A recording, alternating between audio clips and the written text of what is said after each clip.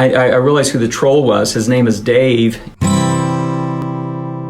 I'm white, and I've got everything I need. No one clutches their purses when they're in a room alone with me.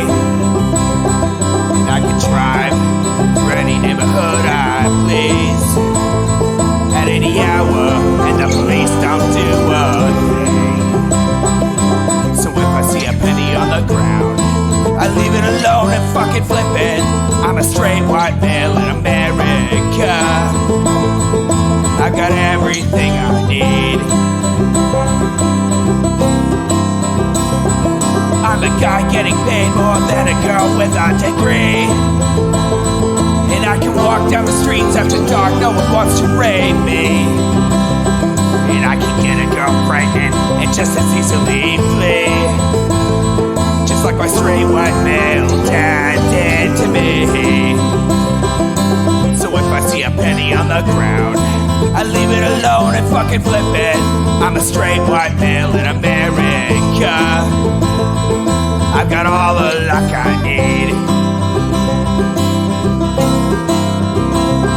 I've got a pile of broken mirrors and I'm walking under ladders and I'm spilling tons of salt, but to me that doesn't matter, cause my skin and my gender and my orientation are the best things to have if you live in this nation. I recommend it highly.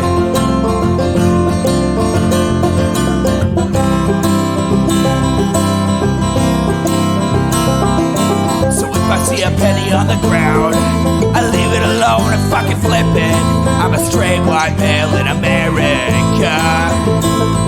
I've got all the luck I need. Shit's gonna work out for me, cause I'm a straight white male in America. I've got all the luck I need. Hey everybody, welcome to Intellectual Dollar Tree. This is the flagship podcast of a hype train starting before either of our faces are even on stream. You can support this project by doing what the people in the chat are currently doing, or by going to echoplexmedia.com, clicking the support tab. You can find all different kinds of ways to support us there. I'm producer Dave, and you can find me dancing on Henry Kissinger's grave and then pissing on it. I am HK Perrin. You can find me on Mastodon at hperrin@port87.social, and you can find me on email at hperrin@port87.com. Fantastic. Unfortunately, you can also be found on the Intellectual Dollar Tree. And everybody, somebody who's very much not dead yet is Peter Thiel. And we haven't checked in on Peter Thiel in a while. So this is Peter Thiel on something called the Pirate Wires. They have less YouTube followers than we have Twitch followers, which is interesting. He's talking about the diversity myth, corrupt institutions, woke capital, loss of religion, and China. So this is an hour long. We might get through the whole thing tonight between the regular show and the post game, but usually me and HK do have a lot to say when Peter Thiel has anything to say. So we could be here. We could also be here for a while if we cover this whole thing. So let's let it rip. Thanks for joining us, and I'm sorry. Smartest people in the world are the physicists, and they're just going to build bombs to blow up the world. Maybe it's better if they spend their lives puttering around with DEI grants and diversity. It sort of seems kind of pathetic. What the fuck? But at least they're not going to blow up the world. You and I met 15 years ago now, and back then... 15 years? What was this guy, 10? After the first meeting, I went and I bought your book. I read the whole thing, cover to cover, The Diversity Myth, and tried to... He's got 5 o'clock shadow, so he's like at least 17. I think it's very funny now looking back. You didn't want to talk about... You can go look at the board of Peter Thiel, not of Founders Fund, but of his boutique capital fund. You'll see that they're all twinks. Was my sense, and except for Eric. Like silly for having brought it up. You just seemed completely over it. Is Eric on the board? I don't think he's on the board. When this was happening, he's the managing director. That's not a board position. We should talk about corporate structure. We're okay. Like fucking a minute into this video, and I'm already trying not to get bogged down in the corporate structure of Peter Thiel's boutique fucking capital fund. And my sense was that you thought everything that you had written about maybe just didn't really pan out. Maybe a year after I started at Founders Fund, 2012, let's say, early. I like how this guy's got a projector turned on, but it's just to put like a blue square on his wall. Did you see that? You had written about Watch. were there Really? again. Watch. And by 2015, I would say wokeness or DEI, whatever we're going to call it, had pretty much taken over every single institution in the country, which makes the diversity myth, I think. Oh, look, he's showing off his books too, but in a mirror. Or is that a window into the next room? Knowledge, the only. I'm hoping those are dirty magazines and that's his masturbatorium. That would be the And so best here we are today, situation. They could be VHS. He could be older than he looks. 30 years later, to do a kind of retrospective on that work. And maybe The have a worst conversation situation would be had, that he's trying to 15 look years like ago an when I first asked intellectual. you about it. I was in college, late 80s, early 90s, was involved in all these campus wars, culture wars. Some of them seemed to be just these crazy people doing silly things. Some of them seemed to involve cosmic battles. There was a big battle in the late 80s at Stanford University over the core Western culture program. This rally, hey, hey, ho, ho, Western culture's got to go. And there was in some ways a debate about this one mandatory class that all freshmen had to take. So what kind of things would people be protesting in the 80s at Stanford? The behavior of one Mr. Henry Kissinger? No, I'm assuming it was the kind of stuff. It would be like it was probably actually the sort of beginning of campuses being more friendly to gay people. That seems Yes. like the right time frame. I was thinking in particular gay rights. Well, Peter Thiel wants and what gay rights, exactly but only happened to that? he only wants gay rights for himself. HK. What exactly happened to that movement that kind of, I'm assuming, started in like those kind of younger circles, like universities, maybe like the music scene, places where generally there are a lot of younger people. What kind of happened to that? Those people grew up and they legalized gay marriage. Yep, exactly. And who in the frame of this video that we're watching benefited from that? One or both of the participants Yeah. And what are they doing right now? complaining about it. Yanking up that ladder. That's all right. I'll climb the side of the building and then throw Peter Thiel off of it in Minecraft. Bigger debate about our whole civilization had to be, thrown out. And then, my friend David Sachs and I published this book, The Diversity Myth, back in 1995. Shortly Whoa, that David Sachs guy's been a giant piece of shit since I was 18 years old. I didn't know that. we're out of college and sort of synthesizing a lot of these kinds of arguments. It's all focused on happenings at Stanford, and you have to make some kind of argument that what you're talking about matters to other people, to the whole country. And the somewhat contrived argument we made was that, ideas have consequences, that what happens at these elite colleges will eventually spread into the broader society. It was a somewhat contrived argument, and probably by the time we met in 2008, it already felt, wow, it was just an embarrassment in a way where I sort of turned molehill into a mountain or something like that. And certainly even 4 or 5 years after I wrote the book, 1999, 2000, during the PayPal years, it was just not an item. It was not something anybody ever asked me about. I was never asked to explain things. I think maybe nobody read it.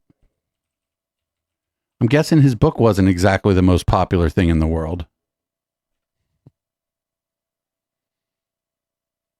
I was never asked to explain my past as sort of a right-wing campus libertarian type person. The vibe of the 1999.com internet was profoundly apolitical, optimistic. What?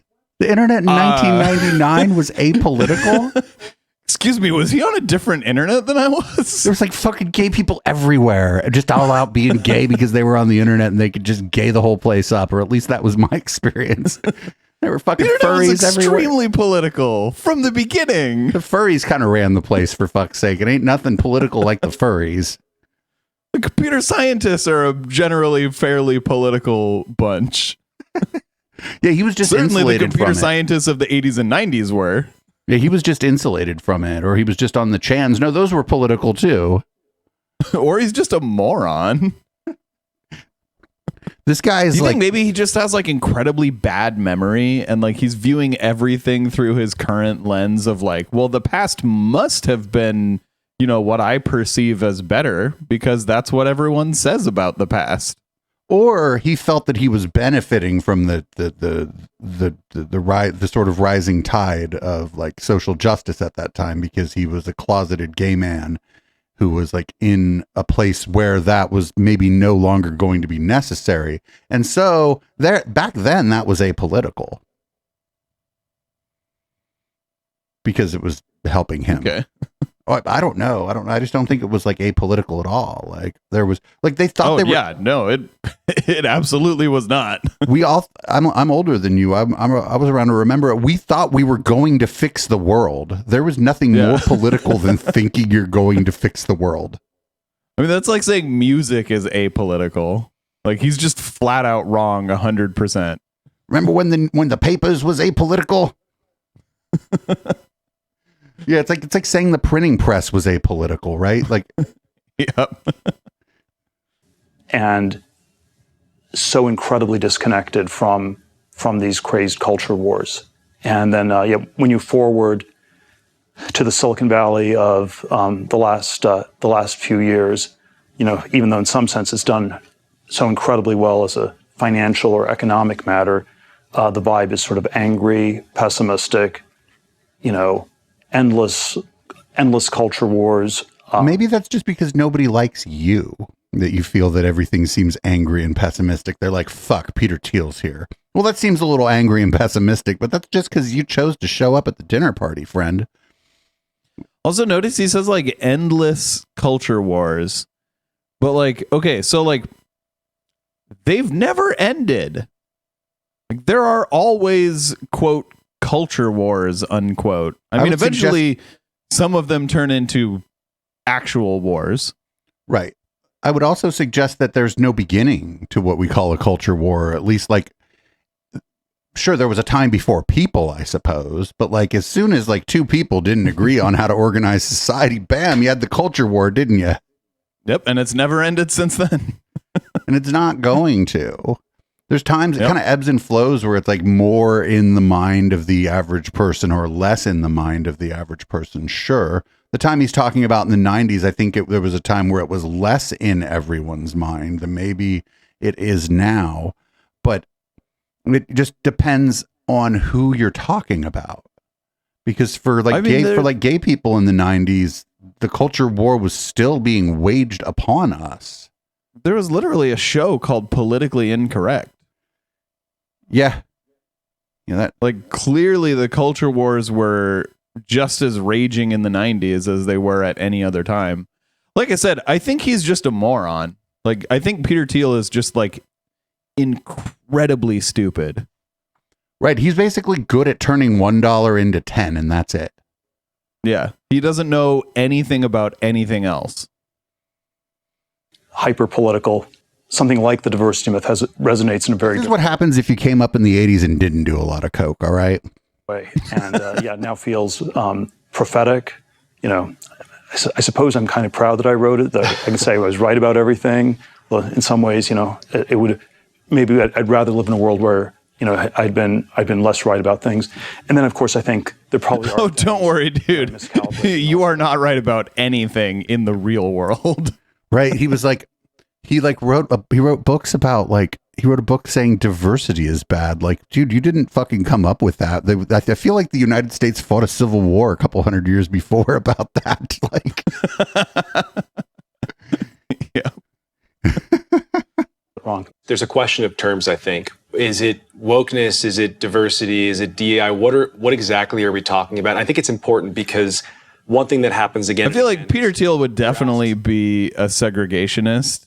If he's not already. I've never heard him, you know, publicly say he's not a segregationist. Trying to talk about this abstract thing that seems to be sort of pervasive. You're asked, well, is it even real? If you can't define it, does this thing even exist? It seems like, you've made it up. It is a mountain that you've made out of a molehill. There's nothing going on here. Well, there's something very slippery about all the words. I think the late 80s, early 90s one was multiculturalism, which has probably gone a little bit out of fashion. It's more wokeness. Diversity feels like it's been No one on the left says wokeness. And like multiculturalism multiculturalism has not gone out of fashion. You ever been to a city? Yeah. Like, look at all the different restaurants, friend. What the fuck do you think that is? Like, I think he means the term, though. And like, no, people still use the term multiculturalism. And people on the left generally don't use the term woke. like I often use it to make fun of people who think they're making fun of me, right? Yeah, like there is a certain subset of people on the left who use the term woke. Like it actually started in the black community, right? Right. It just meant more or less, and I'm probably going to butcher this, but just aware of the societal structures that make it harder for black folks. Yes, aware of systemic racism. Right. The but conspiracy. Like then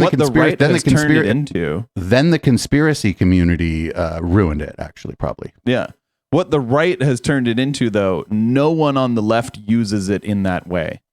Like no one on the left sees like I don't like these absolutes. It's very hard to find someone. Yeah, very few people on the left use it in the way that they do. I just think very few people, except for the people who are concerned about it from the other side. I think very few fucking conservatives really even talk about it. I think especially like 5 or 10 years ago, nobody was even talking about it. So I think it like is a creation.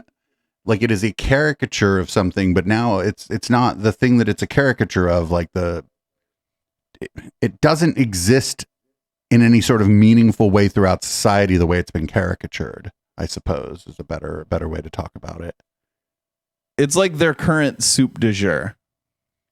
You know, every year or so they'll come up with some new phrase. Don't put parsley on it. Parsley's too spicy.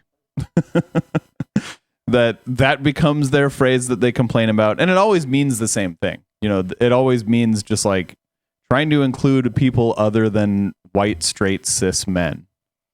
Right. I mean, it like you said, the Bill Maher show, politically incorrect. Like the political correctness was again just basically at that time it was like don't be hella shitty to women. Yep. Because that was like, if you saw a comedian complaining about political correctness in that era, they were just going to say, why can't I call you toots? Yeah. And like, that's the same thing that they would call woke today. Quasi-permanent word for 30 years. So it's probably not the worst one to focus on. But yes, there is something about the seeming slipperiness of it that's an important feature. And in some ways, one of the things that I think has helped. Ooh, are they playing a game? Who's not going to touch their glass of water first? I love this game. Well, as soon as someone touches the glass of water, the projector turns red. It's an ambiguous title, and you can think of it in one of two ways.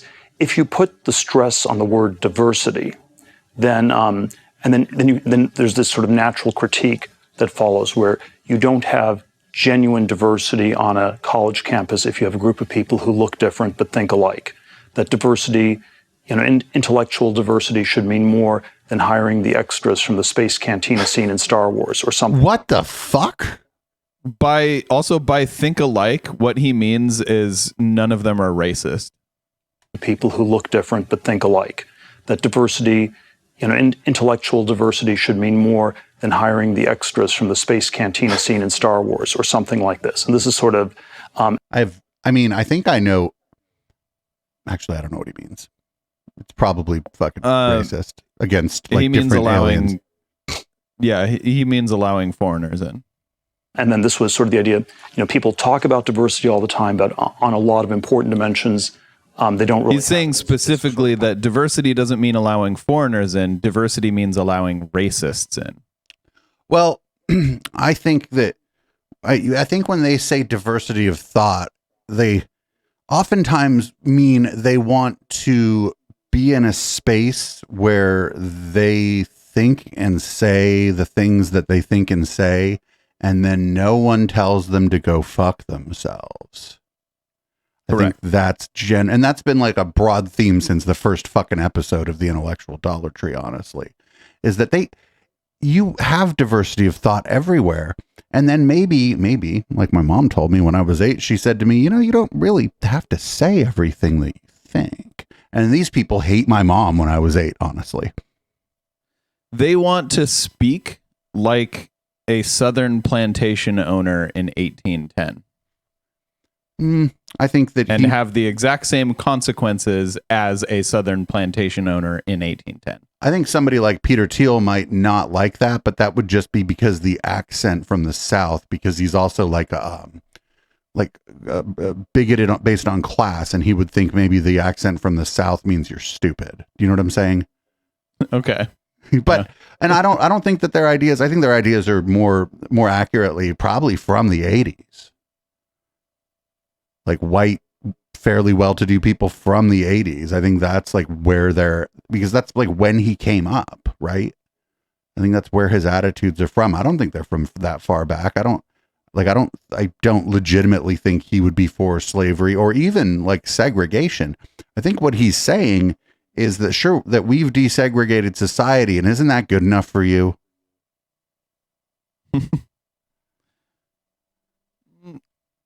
I think he's a little racist. Not a little. I think he's fairly racist. I don't know. I know that it wouldn't be tough to imply that he is from this. Sure. Not from this, but from other things. Not from this, but from other things. Because all he's doing here is complaining about, complaints about diversity. That's interesting too, because he doesn't mean that these spaces should just be all black, right? Because that's also not diverse. I feel like what he's saying is code for racism. Sure. I mean, maybe it's not. Maybe I'm misreading. Maybe it's code for like transphobia instead. Well, but like I said, when he doesn't think that these spaces should be all black, is what I'm saying, right? Because that would also not be diverse. I think he's implying that it is fine if they are all white. Wars or something. Not implying. He's saying it's fine if they're all white. This was sort of the idea. People talk about diversity all the time, but on a lot of important dimensions, they don't really have it. It's sort of a powerful internal critique. But then the second meaning puts the stress on the word myth, and under this meaning, diversity is it's a poorly defined word. It's something we tell stories about. It's a kind of shibboleth. It's a false god that we're worshiping. Unlike the real God? That nobody worships diversity. People, like, this is dumb. Okay, first of all, the idea that it's a myth, it's not a myth. Go to any city. It's a diverse place. Shut the fuck up. Diversity exists. Any city. Just go. Anywhere. In the South, in the Northeast, in the West Coast, cities are diverse. Lots of different kinds of people, all mostly living together, and not really paying too terribly much attention, actually, to what race everyone else is. That's how a city works, right? You're not wondering what I need dry cleaning. Where is specifically the Cambodian dry cleaner? That's not how diversity works, right? You're like, what's a good dry cleaner in my neighborhood? And then you just go there and they do your dry cleaning. And you don't really think, after you go in, you might notice that somebody isn't the same race as you, but after you go in, you fucking stop thinking about it immediately because you have other shit to do. And because you passed, 15 other people that were a different race than you on the way there. Maybe more. So like if you're caught up about races in the city, like you're not going to get anything done. Right. You're just going to be it's going to paralyze you. Yep. Diversion from things that are more important. And if we're sort of all encamped at the altar of the diversity God, what are we not paying attention to? And this is sort of where, I've described it as a kind of hypnotic performance or a magic show in which you're quasi-hypnotized and you can't pay attention to the, what orange gorilla jumping up and down in the back of the stage or something like that. And maybe the question to ask is not sort of specifically where one is, where some of the pro or anti-diversity arguments are correct, but what are the things it is distracting us from? What is it diverting our attention away from? Where is it redirecting? This is another thing I don't like, and I talk about it more in the context of conspiracy theory stuff. But like he goes, "Oh, if you're thinking about diversity, you're not thinking about anything else." And it's like, how stupid does he think everybody is? Like, I would assume as stupid as he is. so how many things do you think that you probably you forgot more things that you thought about today than you remember that you thought about, right? Oh yeah, probably like at least like 100. And I would that's guess. probably 300. You probably even forgot that you thought about 200 other things, right? So Yeah.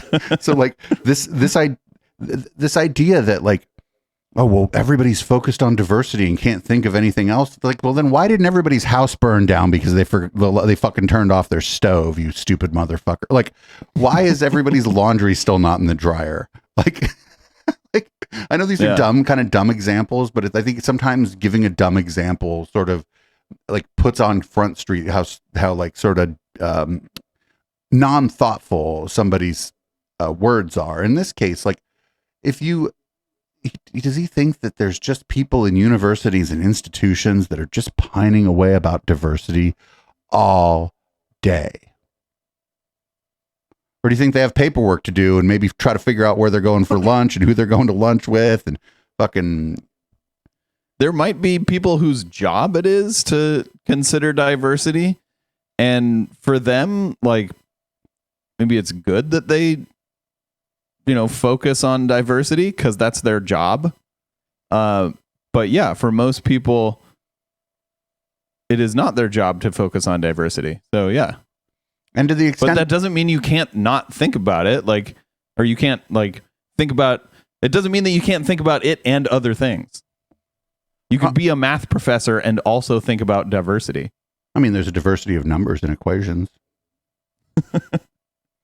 I can't wait for a math professor to come up and try to explain that to us. That actually the diversity in math is in the numbers and the equations. That's great. I can't wait for that because that is that's true. It's it's true and it's interesting. It's also stupid. It's actually okay if the entire math department is white because we have lots of different numbers and that's diversity. That's a set of questions that I've come to think are very important and that didn't even register when I wrote the book. So I think the specific arguments of the diversity myth, I stand by the vast majority of them. I think they were right. The people we argued against were wrong. But then there were all these ways where I think David Sachs and I were not even wrong.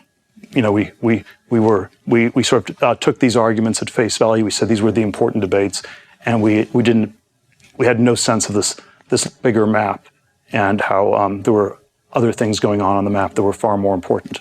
Like at the beginning of the Civilization game where all you can see is the stuff around your fucking like horse and buggy or whatever the shit that is. That's how everybody thinks now. It's just like, but that's just diversity. Can't see the whole map. Just started the game. I want to just sort of get right into basically what you got wrong, and this will be, I think, the premise of the entire discussion. I'd say not even wrong. Not even wrong, right? Not even aware of the question, the right question to ask maybe. But first, I mean, the book wasn't, just quickly, the premise of the book, it was not what was going on at the Stanford campus. That was sort of the background.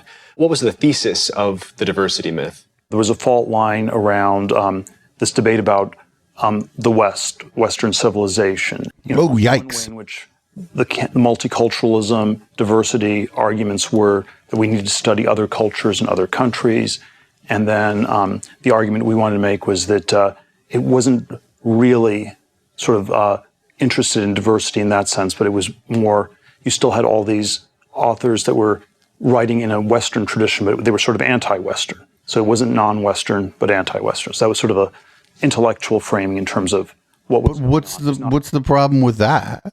Like if you read writing that Peter Thiel might think is anti-West, whatever that means, well, maybe somebody sitting in a place that's been colonized might have some anti-Western sentiment based on the fucking history of their own society. Like, what's the problem I'm really with reading confused that? about what he means by anti-Western. I mean, he probably just means, if I had to guess, it was probably just stuff from people that aren't white and some maybe critiques of the United States and Europe in the 20th century is what I'm guessing. Okay. Like anti-colonial. Maybe, but who knows? Okay. That's the thing is, I think the reason this stuff is so slippery and so effective is that it kind of means what it needs to mean to whoever it needs to mean it for whenever it needs to mean it for them. Yeah, because anti-Western isn't really a thing. That's like, there is no definition of that. Right, because like people have to travel westward to get places all the time. So go west, young man. I guess anti-Western is east. And that's funny. It's just a cardinal direction. That's funny because what we call the East is actually, if you accept that the Earth is a globe and you want to travel the least distance to get to what we call the East, you have to actually go west from here. That's true. Yeah. Not about learning from other cultures, but it was about, tearing our own culture and our own society and our own history down. There was this, incredible intensity. Is it though? Identity So the thing he's looking for is critical. The thing he's looking for is critical theory. It's that HK. Hold on. The thing he's looking for is critical theory. Yeah.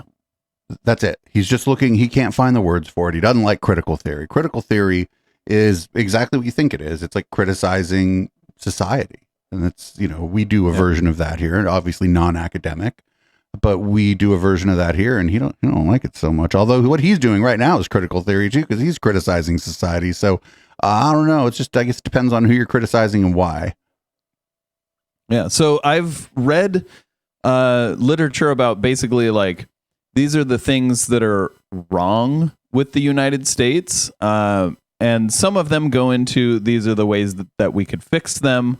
Some of them don't. They just point out what's wrong. But I feel like his characterization of that kind of literature as wanting to tear down the West or tear down our society is, I would say, a gross misrepresentation at best. Pointing out the flaws in a society doesn't mean you want to tear it down. It means you see flaws in a society and want to fix them. Or maybe all not. societies have flaws, and fixing them shouldn't be controversial. Well, you don't have to want to fix them to point them out. Like, that's also really interesting that he comes out of like a culture where people submit bug reports in code. I don't know. Like, even that's like, if someone submits a bug report to one of my projects, I'm not going to respond to them by saying, quit trying to tear down my project. Right. That's what I'm saying is he comes from a culture where that's how the porridge gets made or whatever, is by people finding flaws in the thing, and so that somebody else can fix them. That's what GitHub is essentially for. I mean, it does, you put your code there and whatnot, but it's one of the things that GitHub is for, is to find the flaws in software that even like lay people can find bugs and report them there. And if someone submits a bug report and submits a fix for that, then I'm super appreciative. But I'm also appreciative of someone who just submits a bug report. Just says like, hey, there's something wrong with your software. When I do this, it crashes. I'm like, oh, thank you so much. I'll go fix that. I'm not like, quit trying to add diversity into my software. Or you might have to ask for more information, right? Maybe they just go, this crashes, and you're like, hey, can you tell me, like, I need some information about your machine and what other software, you get as much information as you can. Maybe follow-up questions are good too, right? Yes. Someone who just says this crashes isn't really helpful. And maybe that's what he's talking about. Maybe there's some author that I don't know of who wrote an entire book that essentially just says America is racist or something. But like, all of the literature that I have read that talks about America being racist talks about like why and how America is racist. There's not really any book that I know of that is just that America is racist. You know what I mean? And not for nothing, the thing that he's complaining about now that things have changed a little bit, he's just doing the same shit he was complaining about people doing in the 90s, right? Because now he's mad at society and telling you what's wrong with society. Like, also, I do want to stress that like, it is impossible to find a government or a society where no one has published criticisms of that government or society. Like, even the governments that, any criticism of them is punished, still there are published works of criticism of those governments. Generally, the authors don't survive very long, but the works still exist.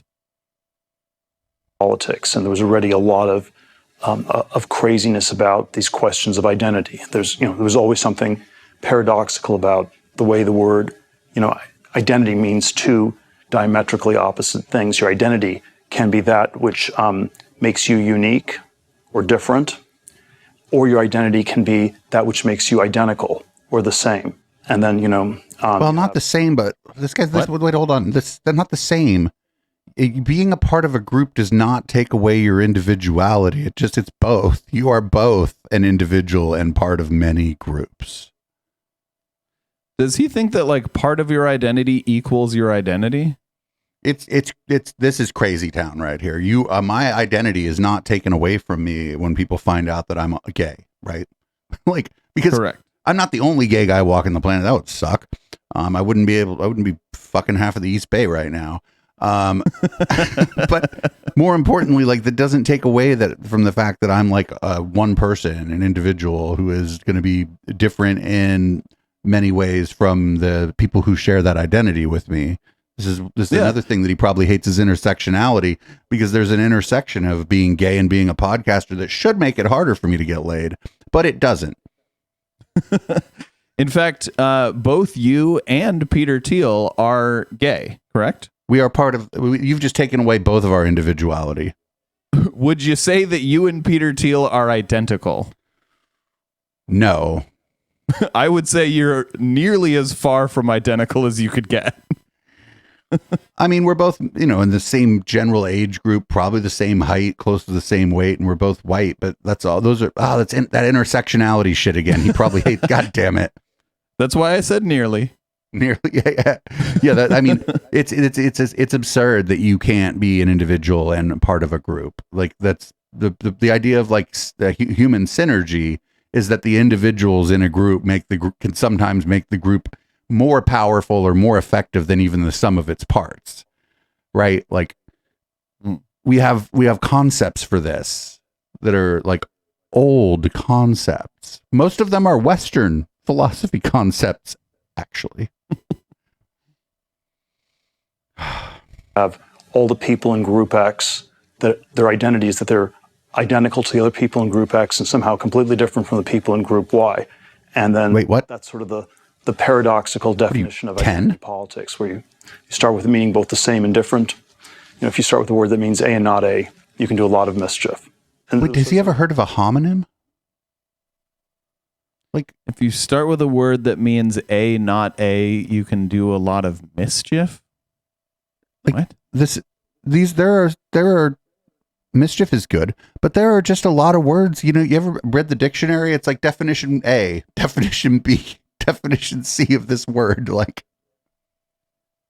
Does he think that the gay rights movement was mischief? We got up to some. People be throwing bricks. Fair enough. This guy's supposed to be really smart, and he's just not even. It just seems like he can't even understand words as far as the dictionary. You just find there's so many words that mean more than one thing, and you have to look at the context in which they're being used to find out what you mean by that word. That's why we have things called sentences, possibly even paragraphs. Otherwise, people would just communicate in single words. And the word would have to mean the same thing every time, or it would get real confusing real fast. Think about the word tree. It could mean a tree outside, or it could mean you got any tree, and I'd be actually, yes, I do. I got some last night. It could also mean a data tree. Yeah. Which is interesting because it's based off of the idea of a tree, but it's not a tree. It's also always portrayed as being upside down, which has irked me a lot. There are trees that grow downward into the water, though. They're not trees. I guess they're plants, but let's not do that part. Let's not do this one. Let's not do this one. I just really try my best to make sure that we're never even approaching the level of annoying pedantry as the people we're covering. All right. Look, it's hard. All right. It's hard. There's a lot about, yes, Hard like a tree. paradoxes and insanity of soft. identity politics. So you were pretty focused. There were speech codes at Stanford where, there was sort of increasing restrictions on what you could say. There were sort of a lot of informal speech codes where people, for the most part, the speech codes were just the tip of the iceberg. And then people knew you weren't supposed to say things and you'd get in trouble. Like what?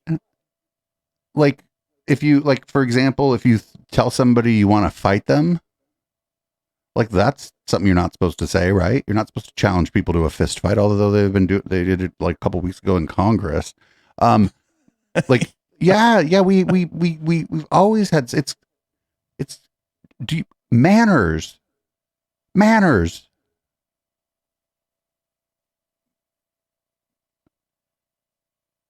as a concept that has already died.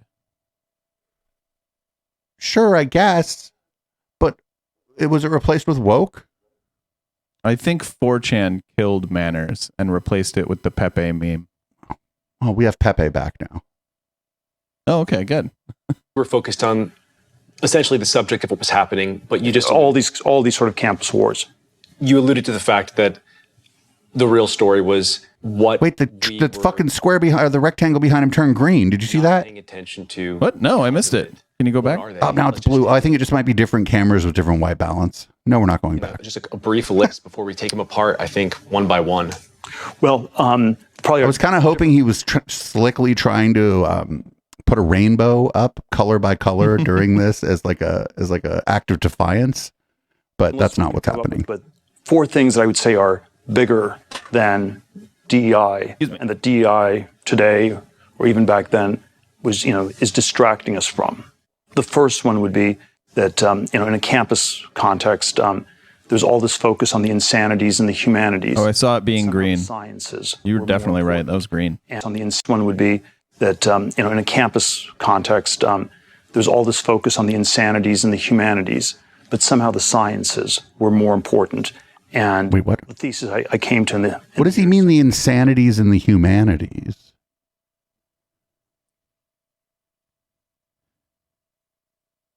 So I think by insanity, the insanities, quote unquote, I think he just means like studying other people's cultures. Maybe, or maybe he's specifically talking about mental health. Maybe he's talking about psychology and psychiatry. Maybe he doesn't like those things. But I doubt that. But he's kind of a piece of shit and would probably talk about psychology and psychiatry by just calling it the insanities, right? Like, yeah, but I doubt that's what he means. Yeah, I don't know. Maybe. sense is that we have lived in an era of general stagnation in science and in much of technology. oh, this shit again. God damn it. Just see our previous episodes on Peter Thiel. We're not doing this again. We're not doing this again. We're just not. I refuse. I fucking refuse. This guy thinks we haven't made any progress since 1980 on anything but computers. He would, yeah, but I fucking refuse. I fucking refuse. We're not doing this again. Outside of the computer context, and that in some ways all the craziness in the humanities served the administrators well, because it stopped people from asking questions about the crown jewels, which were the sciences. And if the sciences were corrupt, this was in some ways a much bigger indictment of what's going on and a much bigger crisis for us to deal with. And these sort of intense campus wars were actually a very comfortable way to avoid this much bigger question about the sciences. I would just love anybody to ask him, because we sort of sussed out what he means, but we're not doing this. We're not going down this fucking rabbit hole. I refuse. I will turn off the fucking podcast, or I will hang up on you, HK, if you try to drag me down this fucking rabbit hole. But I want just anyone to ask him, what the fuck are you talking about? Right. Marxist or libertarian critique of all these sort of campus and culture wars, that they distract us from economics, from the real economic relationships. A Marxist would say it distracts us from inequality, a libertarian from economic growth, or how to build a more prosperous world. And I think there's something to both of those critiques, where we have this extraordinary situation where in the US and the Western world as a whole, the younger generation for the first time is doing less well than their parents, has reduced economic. But that's because you took all the money. That's Yeah, that's literally because of wealth inequality, dude. That's And you are a part of that problem. I mean, he not only is a part of that problem, he put the fucking seed money into most of the other big parts of that problem, at least in the tech industry. Yep. Thinking really hard about how to fix that, how to correct that. And I think in some ways... You correct it with taxes. That's literally how you correct it. In these crazed battles... That is how you correct it. There is one solution to that problem, and it is we'll never, taxes. tackle these bigger economic questions. The third one, maybe I already alluded to. You tax the rich people and you raise the minimum wage. I guess it's two solutions to that problem. We will never tackle these bigger economic questions. The third one, maybe I already alluded to it, where, as diversity as a false god or a false idol, in some ways functions as a substitute or diversity as a false god or a false idol. As a false god or a false idol, in some ways functions as a substitute or distraction from religion in the Western context, from the Judeo-Christian tradition. And if you, I'm sorry, what? Yeah, this is ahistorical because the churches were all up in that civil rights movement, not just the black churches. He mentioned Judeo-Christian. Well, there were a lot of Jewish people out there in that fucking civil rights movement too, and they thought that their religion called upon them to be a part of this fucking movement. Like, this is not an appropriate or I don't care if it's appropriate. This is not a correct understanding of religiosity and the church in the United States. If you read Jesus's Sermon on the Mount, it is pretty pro-diversity. To be fair, he was just trying to recruit everybody into what was at that point a new religious group, aka a cult. But I mean, yes, but in that vein, it was still pro-diversity. I mean, Jim Jones was too. Honestly, it's just that Jesus, the cops killed him before he could invent Flavor Aid. Sort of frame this a little bit polemically, would you say that God is the biggest thing that we could possibly be talking about in the universe? If you're distracted from God, that has to be the biggest distraction imaginable. Wait, I'm like 90% sure this guy's an atheist. If you're distracted from God. Okay, so in his warped view of reality, diversity is a distraction from God. Well, I mean, that doesn't make any sense, because if God was in charge of everything and thought the diversity was distracting, maybe he'd have made us all the same. Right? There'd be no different skin tones and facial structures and the things that we map onto and have decided our races. If God wanted our attention, maybe he'd just maybe we'd all look like the fucking people in The Handmaid's Tale or whatever. I don't know. Well, I think God did make us all the same until we built a tower that was over like 50 feet. And then God was like, boom, you're all different now. That's why no tower has ever been built over 50 feet since then.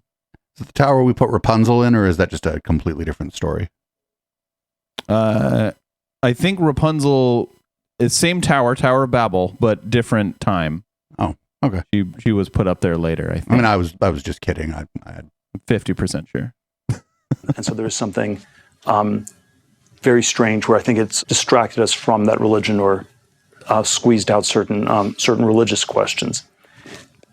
And then, the fourth dimension would be, if you think of, maybe science and economics and religion are in some sense more important than politics, but maybe they're also distractions from politics. And then, the riff I always like to have is maybe it's just a distraction.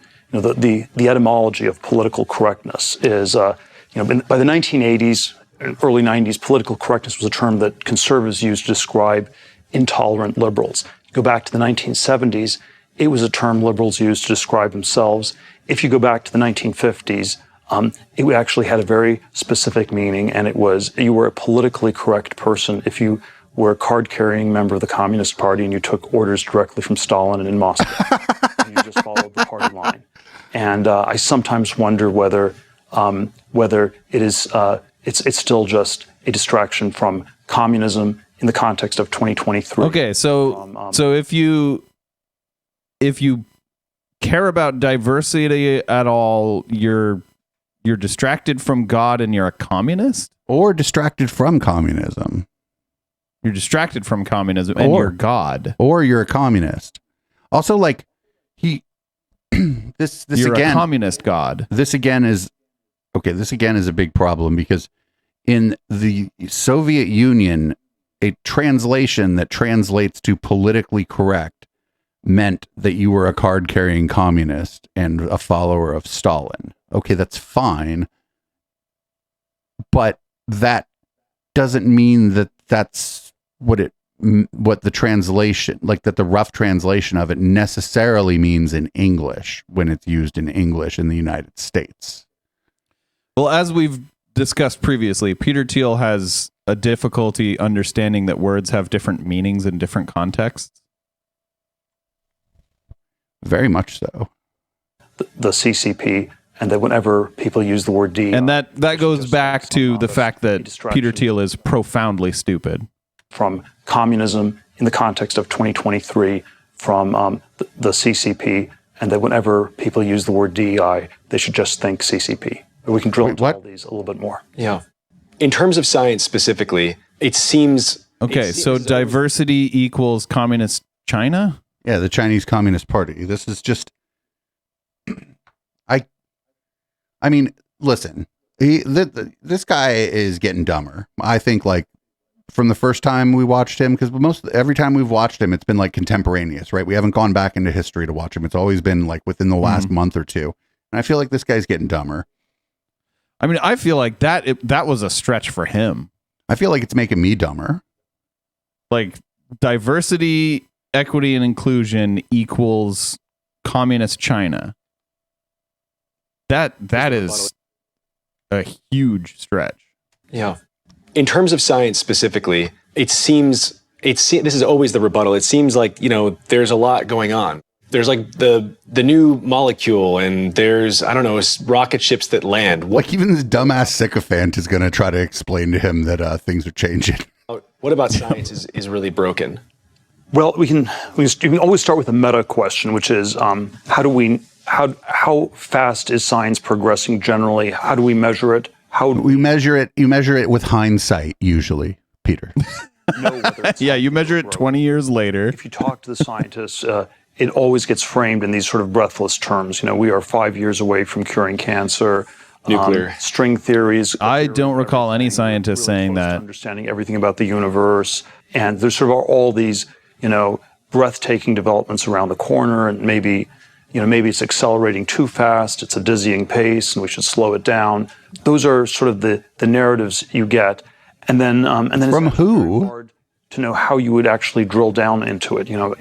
I'm not an expert on string theory, or what do I know about quantum computing or cancer.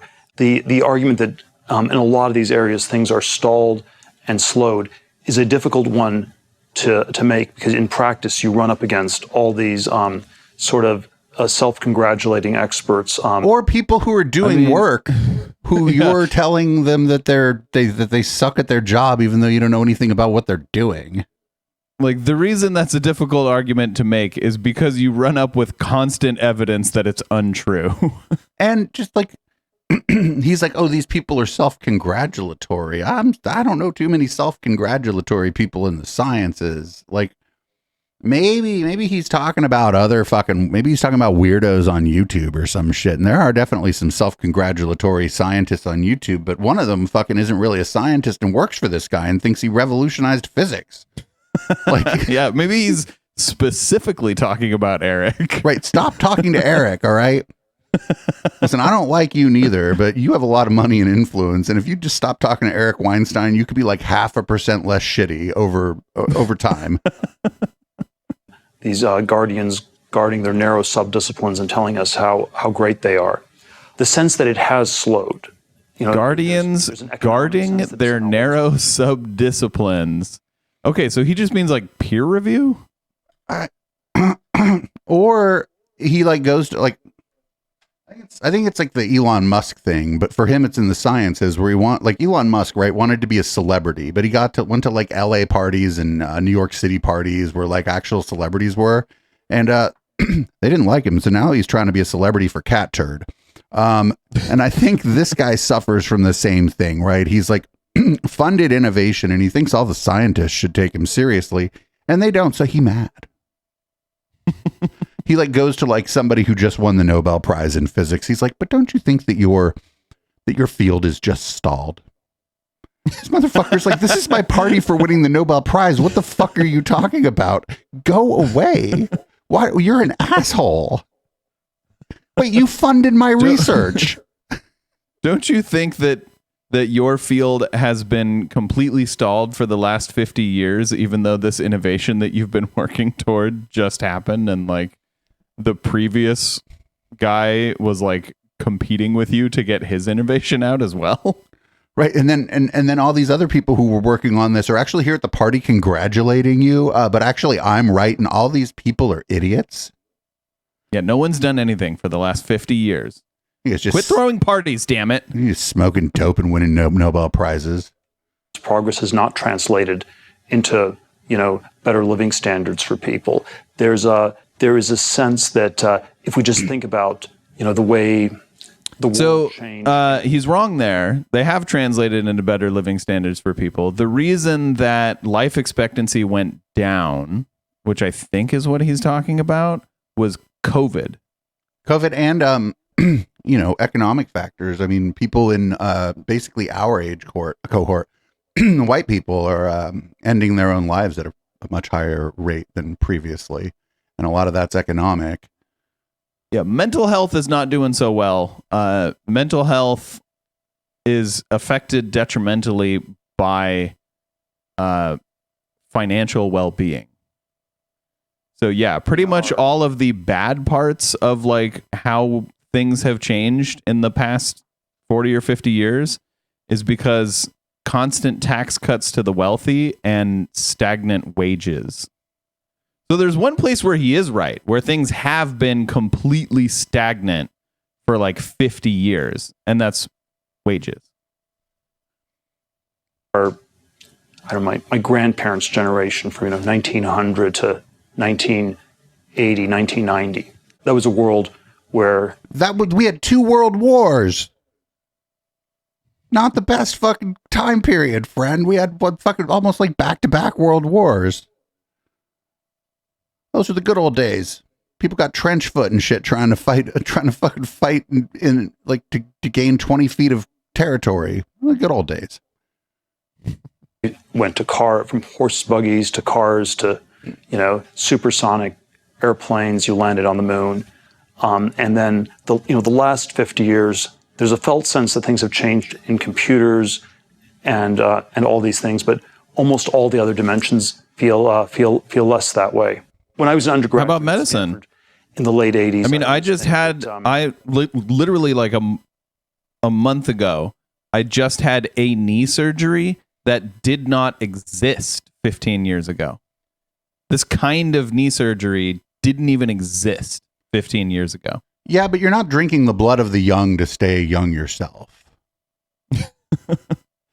My appendectomy that I had 25 years ago left a big scar on my abdomen. I have a big scar from where I had my appendix out 25 years ago. And now you can have your appendix out and the scar from that surgery is in your belly button and it's like 1 millimeter long. So you can't even see it. And if you could see it, it's like barely even visible anyway. So like he's just so fucking wrong in like every aspect. 50 years ago, like planes would crash for like kind of silly reasons, and nowadays like the planes are better. Right, it's stunning when you find sometimes they crash for silly reasons, but the silly reasons are much more complicated now. Right, it's absolutely shocking actually when a commercial, especially a commercial airline from the US crashes. Yep. It just doesn't happen. Yep. With hindsight, all the engineering fields were bad ones to go into. You didn't want to go into mechanical engineering, chemical engineering, all these things were sort of not really progressing quickly. They weren't really dynamic. Aeroastro was a bad idea. Nuclear engineering, people already knew was a very bad idea. I think electrical engineering still had a good decade or two, But the only roughly good field was computer science, which was this not very challenging field for people who weren't that good in math. What the fuck? What?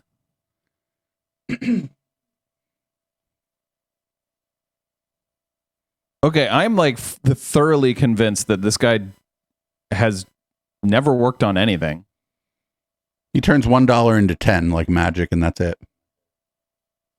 Like he just knows who to give his current money to so that they give him more money later. That's his one talent. I always have this riff where things that call themselves science are fields with an inferiority complex. And so computer science was sort of like climate science or political science. It was not a science at all. And then that turned out to be adjacent to the internet and this one sector that was going to boom in the next 30 years. Yeah, all the hardcore. So the area of science that he thinks is the dumbest, because he thinks so, because I guess they're bad at math, is the area of science that has provided his economic prosperity. And by the way, software engineers, like especially the low-level software engineers, have to be pretty good at math. That's why, like, you're required for a software engineering degree, you're required to take at least Calc 2. Right, and also most software engineers are not computer scientists.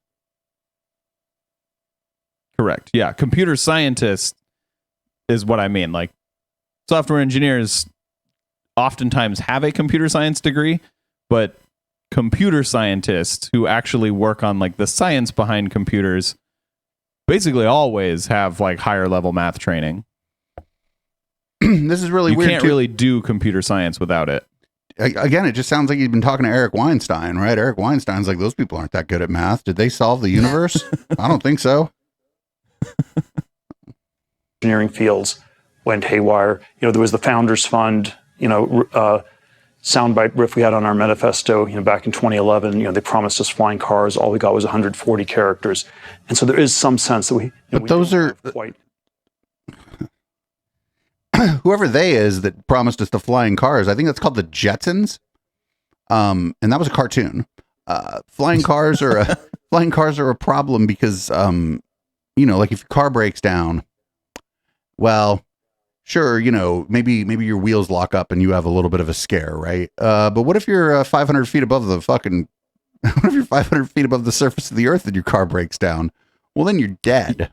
You crash into someone's living room and probably kill yourself and them. Right. So the technology, in fact, there are versions of flight. What the fuck does he think an airplane is? Or a helicopter or a gyrocopter. There are essentially like drones now that you could absolutely use as like personal transportation. The problem is like you need a pilot license to use them. And like no one's going to get a pilot license to go like 30 minutes to work. Right. Rather than like 50 minutes to work on the freeway. And just the amount of energy, like think about like, the weight of your body plus all the mechanics and the amount of energy it just takes to lift it off the ground just makes it fucking suck up a bunch of energy that could just be used to propel you forward. Right. Like seems. Yeah. Fuel in any aircraft will be higher cost and higher use and higher emissions than fuel in an equivalent vehicle, land vehicle. Right. And that, you stuff a bunch of people on a plane and that's fine. The difference is negligible, but yeah, they'd be more efficient on a train, assuming that the train was modern and had efficient components or whatever. Absolutely. Yep. The Jetsons are Back to the Future. Well, we had 280 characters. Wait, the car in Back to the Future, I don't think it flew until like the third Back to the Future. I think in the first one, all it did was go 80 and then leave fire behind it, which seems unsafe on the ground even. You can post entire essays on Twitter. Sure, and of course it's complicated. There are ways, and there are ways Twitter is important culturally and politically, and there are ways. No, there aren't. It's a Twitter's not important at all. Business, and then there's probably still some sense where that by itself is not enough to take our civilization to the next level. But is your sense on the college campus something happened that... Is anyone making the argument that it's going to be Twitter that takes our civilization to the next level? Man, I don't know. That's really interesting. I don't. Maybe I think at the core of this is that he's just mad that he's not treated like a scientist or something. I don't know. This again, we've been doing a pretty good job of not going all the way down this fucking rabbit hole again. He's trying to take us there. Peter's like, no. Nope. Dave and HK, I came on a smaller show than yours. Come down the rabbit hole with me.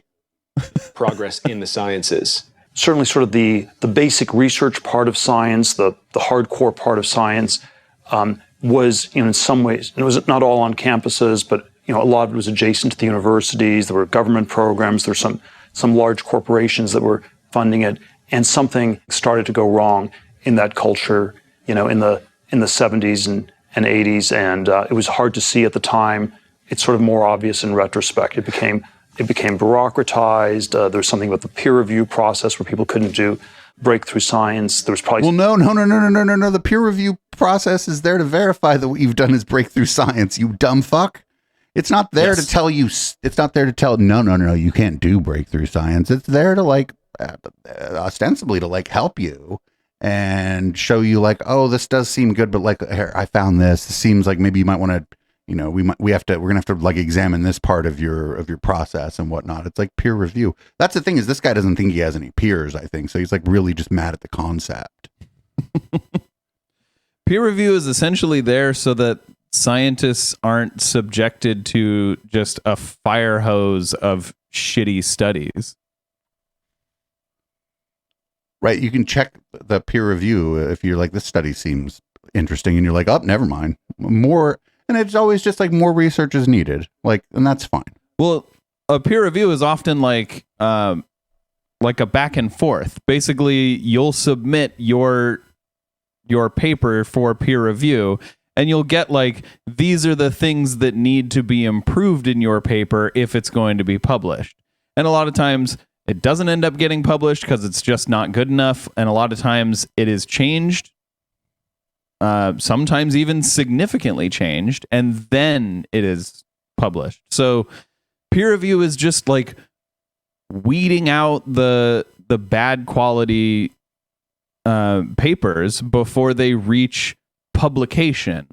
And the publication is ostensibly for other scientists to read. So other scientists aren't going to want to hear about literally every study, no matter how garbage it is. something about the signature achievements at Los Alamos and Apollo had this sort of military thing. So if the smartest people in the world are the physicists and they're just going to build bombs to blow up the world, maybe it's better if they spend their lives puttering around with DEI grants. Get the fuck out of here. So the way he talks about Los Alamos, right? It was the atomic bomb. He talks about that people were just they just decided one day that we could maybe harness the atom to create energy or a bomb. That it just somebody came up with it one day, right? And they're oh shit, we should do this at Los Alamos. That's not how that happened. People had been working on similar stuff for quite some time. Or nobody would have known to try it. What does he think is going on? Yeah, basically it went from theory to practice at Los Alamos. It's not the idea didn't exist before that. They weren't there to come up with the idea of a big bomb. They were there to actualize the idea of a big bomb. Sort of seems kind of pathetic, but at least they're not going to blow up the world. And so I think, I think there's some way that it's overdetermined. There were a lot of different things that went wrong, but I think it generally slowed down a lot. In the 80s, I mean, you mentioned the exception to that general trend, which was computer science and the inferiority complex and all of that. What exactly is the reason for that? Is it just the absence of the other science department pressures, or maybe the degree didn't matter at all? And I mean, the sciences, I guess the tech was built outside of academia completely. If it's the kind of thing where you don't need a PhD let's say, you don't need a postdoctoral degree or a PhD, then it's the kind of thing where you can get to the frontier pretty quickly. And then once you're at the frontier, you can start doing new things.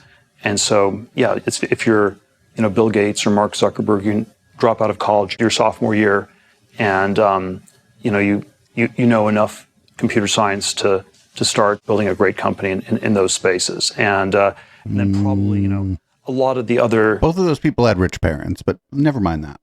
field, even something like biotech. Also, both of those people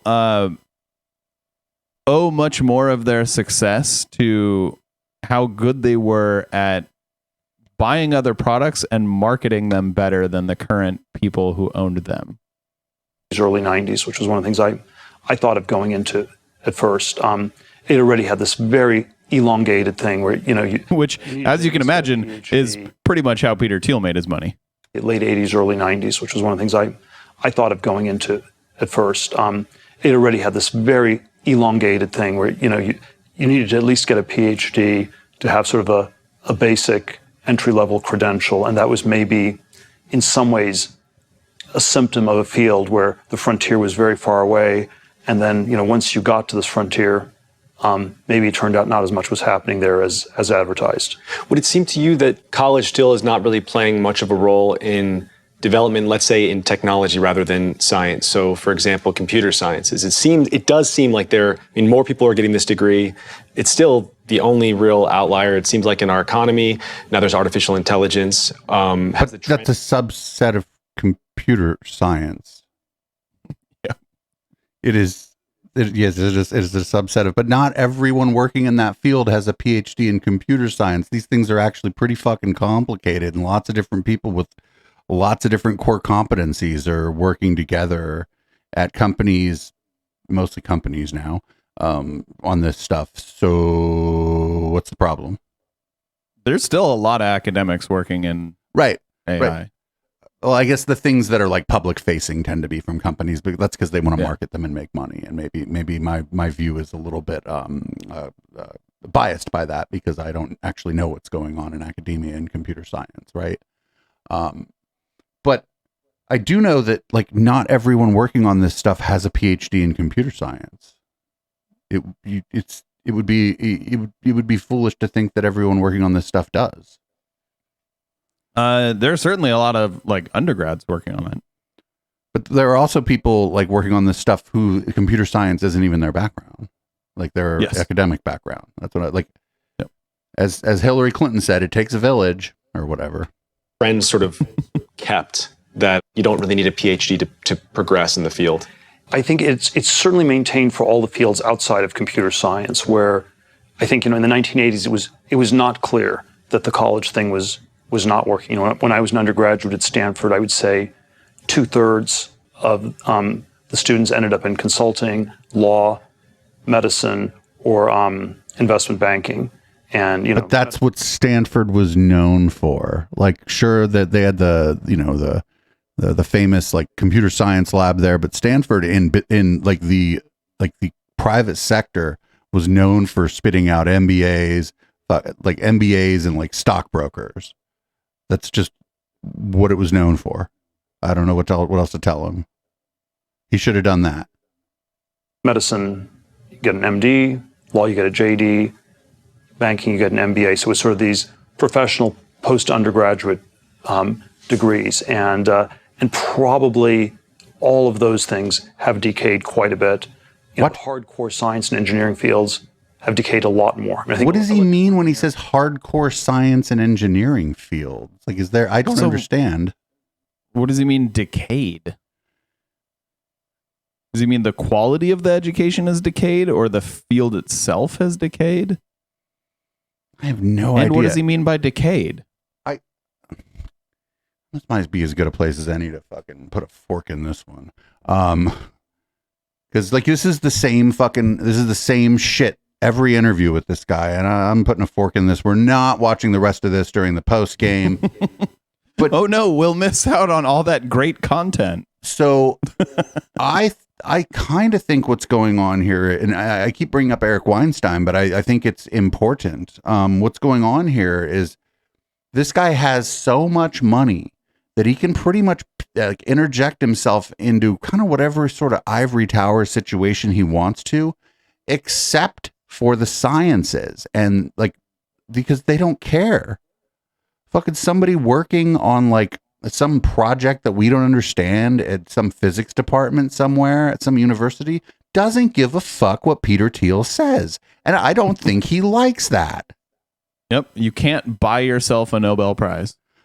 Well, I'm sure people have greased the palms over there a little bit, right? But you know, it's the same, Eric, the same way. The people doing the work don't give a fuck what Eric thinks either. And they're the way that these two guys, the way that him and Eric Weinstein talk about academia, specifically the sciences, strikes me as a bunch of fucking sour grapes. Yep, I think you're right. Right, because this guy you are hitting the nail right on the head. This guy could go to a business symposium. He doesn't have an MBA, but they'll give him a fucking keynote, right? Yep. If he goes to a business symposium, goes to some software, software engineering thing. I don't know if he's a coder or not. I think he may or may not have a background in that, but that's not his current profession or his core competency. But he'll get a keynote there. But if he goes to like a chemistry thing, they'd be like, "Do you have a ticket?" Right. Right. Oh, you can buy a ticket now. We heard you have money. Yep. Oh, you want to speak? No. No. Absolutely not. Yeah, this is a chemistry. This is a place where chemists are. You need to do chemistry to speak here. Right, and I think that that's the problem. I think that that's the fucking even the field of like jet propulsion or whatever. Sure, Elon Musk bought a company, but if there's some conference that Elon himself didn't throw about jet propulsion, Elon's not getting a speaking gig there. And Peter Thiel's not getting a speaking gig there. And I think that they don't like that. I really think that that's the thing. They don't like that those doors are not open to them through their wealth. That is like the one area of our society that sure they can throw their money around and throw their influence around in some ways, but not in the way that they want to, not in a way that makes everyone clap. You know what? I think Peter Thiel specifically should really start thinking about getting into designing deep sea submersibles himself. Better yet, he should pay Eric to make it. There we go. Yeah, they could both take it for a ride. Perfect. Oh man, I think we're gonna have to put this guy on academic probation for about 6 months. So we can run clips of him, but we're not going to run any more long form Peter Thiel, because it's the same thing with Brett and Heather, right? Where it's very repetitive. We end up like in that case, if somebody caught this for the first time, this episode, they're like, why are they not talking about exactly why they think he's wrong? Both of these people, they look into a little bit, maybe check your CV, and they're like, oh, one of them's actually a working software engineer with his own company. The other one claims to have worked in technology, but I don't know. He just seems like a dumb talk show host to me, but you'd think he'd have some kind of take on this.